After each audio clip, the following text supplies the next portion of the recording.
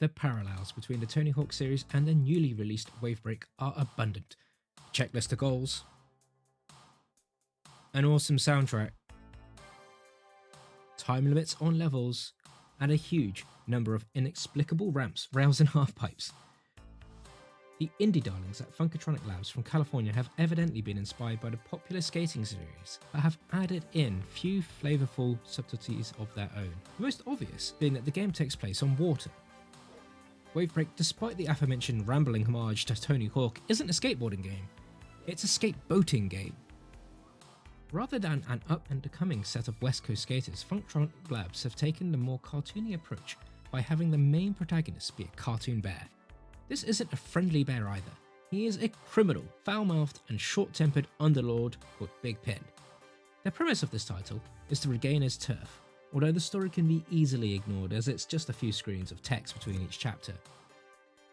The campaign is set over 5 distinct levels, from a portside dockhouse to a western-themed canyon. There is enough variety between each of them. Every playthrough is bound by a 3-minute timer, with a set of tasks to complete, including high scores, finding hidden items, performing particular moves across gaps, and performing combos. There are also a few NPCs which set ad hoc missions, varying from performing trips to committing cold-blooded murder. Random as it may sound, Wavebreak contains handguns, shotguns, flamethrowers, machine guns, and more, with the very purpose of shooting down others or burning down igloos. Having weapons is definitely quite unconventional for the genre, although the vast majority of the campaign doesn't really include the weapons, which is a shame considering the variety it offers up. However, the weapons do come into play in the deathmatch multiplayer mode, which is exactly as it sounds, animals and speedboats shooting at each other, which can be played online or locally.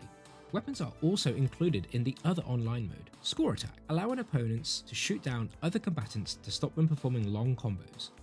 Unfortunately, there are a number of performance issues that somewhat hamper the experience, mainly clipping, such as characters falling through the levels to an abyss, getting stuck in between walls, or just simply passing through half-pipes and other obstacles. There are also severe frame rate drops, stuttering and slowdown issues in particular levels or during multiplayer matches.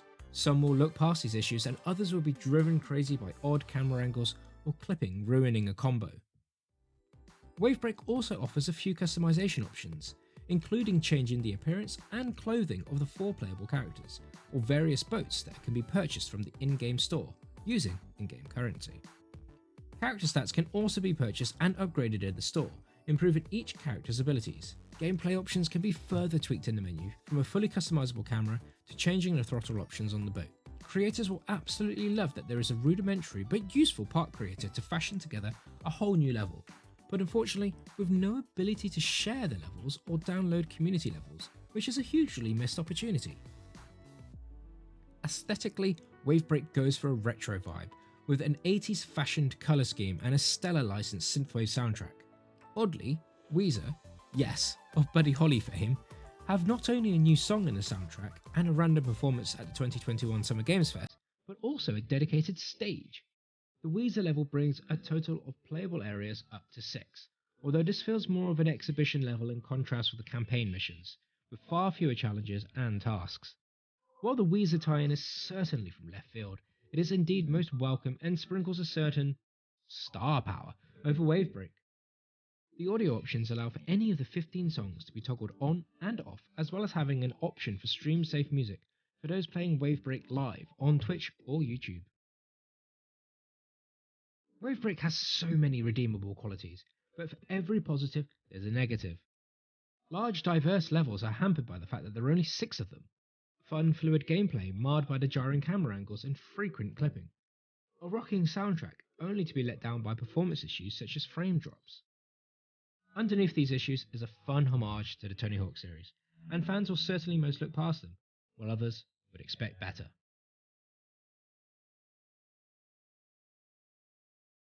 For more reviews, news, and other opinions, make sure to subscribe to us on YouTube, or furthermore, go and follow us on Twitter, Instagram, or Facebook. Thanks, guys.